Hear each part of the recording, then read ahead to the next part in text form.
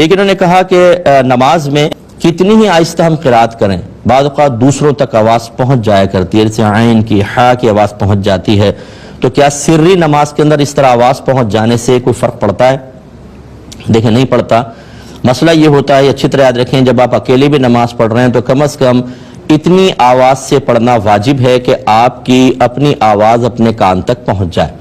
لہذا نماز میں جو کچھ پڑھنا فرض ہے اس میں اتنی آواز کان تک پہنچانا فرض، جو کچھ پڑھنا واجب ہے اتنی آواز کان تک پہنچانا واجب۔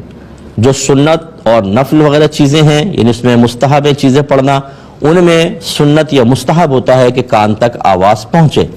لہذا جو پڑھنا فرض تھا اگر اس میں آواز کان تک نہیں پہنچی تو فرض ترک ہو گیا، نماز ہی نہیں ہوگی۔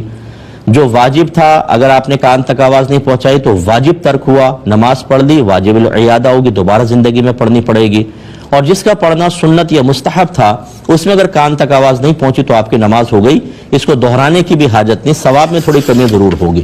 تو یہ تھوڑا بہت آواز تو پہنچ جایا کرتی ہے، سر کے اندر ہی آتا ہے۔ جہر اس وقت بنتا ہے جب آپ بلند آواز سے پڑھیں، اس طرح کے 4-5 آدمی اس طرف، 4-5 آدمی اس طرف کلیئر آپ کی آواز کو، قرات کو سنیں، تو وہ بنتا ہے جہر۔